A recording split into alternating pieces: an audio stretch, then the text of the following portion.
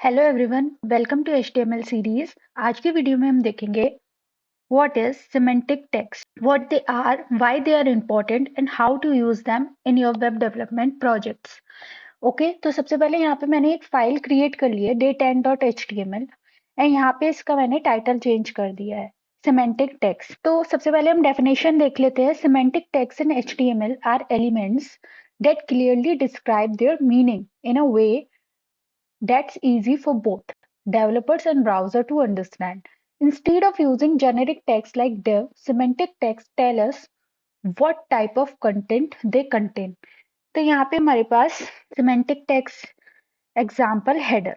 Header क्या है? एक सिमेंटिक टेक्स्ट है। यहाँ पे मैंने हेडर लिया है और यहाँ पे footer. Header represent the top section of the page. ये क्या है? Top section of the page. और फुटर रिप्रेजेंट बॉटम सेक्शन। ये हमारा पेज का बॉटम सेक्शन। तो ये हमारे क्या हो गए? Semantic text, header and footer.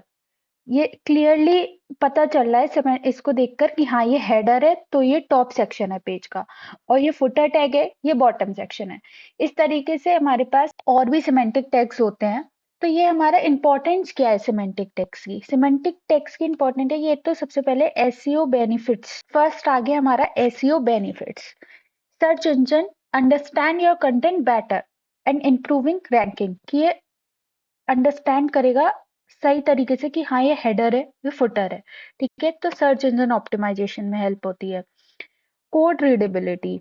Code readability makes code easier to maintain and understand. साफ पता चल रही है कि ये अगर कोई हमारा कोड देखेगा तो साफ इजी तरीके से वो रीड कर सकता है कि ये हेडर है फुटर है। अब अगर हम div की मदद से इसको लिखते, div टैग हमने देखा था प्रीवियस वीडियो में, व्हाट इज div टैग। तो यहाँ पे जैसे अगर मैं div टैग लिखूं, इसको मैं अभी कमेंट कर देती हूँ हेडर फुटर को। अब मैं यहाँ पे हेडर फुटर बना रही हूँ div से, तो यहाँ पे मैं एक div लूंगी टॉप सेक्शन। यहाँ पे मैं आईडी दे दूंगी इसकी हेडर, ठीक है। ये तो हो गया हमारा एक div, ये हो गया हमारा दूसरा div। ये यहाँ पे मैं चेंज कर देती हूँ बॉटम सेक्शन, और यहाँ पे मैं इसकी आईडी दे देती हूँ फुटर, ठीक है। तो ये तो हमने एक डिव से हेडर फुटर बनाया, और ये कि हमारे हेडर फुटर टैग है, ठीक है। तो ये सिमेंटिक टैग्स है, ये मोर क्लीनर यू कैन सी। यहाँ पे हम इसको, ये ज्यादा क्लीनर है, ज्यादा अंडरस्टैंडेबल है, ठीक है। एंड ये साफ साफ मीनिंग डिफाइन कर रहे हैं। यहाँ पे आप डेफिनेशन में देख सकते हो, describe their meaning in a way that's easy for both developers and browser to understand.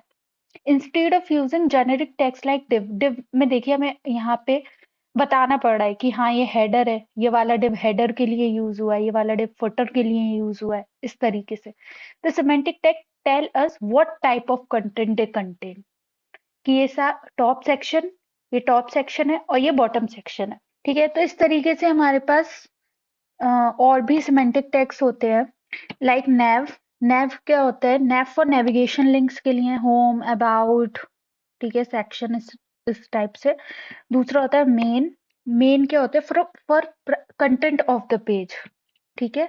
और जो कंटेंट होता है प्राइमरी कंटेंट उसके लिए, जैसे हम हेडर और फुटर के बीच में यहाँ पे मेन लिख सकते हैं, तो यहाँ पे हम अपना कंटेंट लिख सकते हैं पेज का, ठीक है। मेन हो गया। एक होता है हमारा सेक्शन, ठीक है, फॉर ग्रुपिंग रिलेटेड कंटेंट।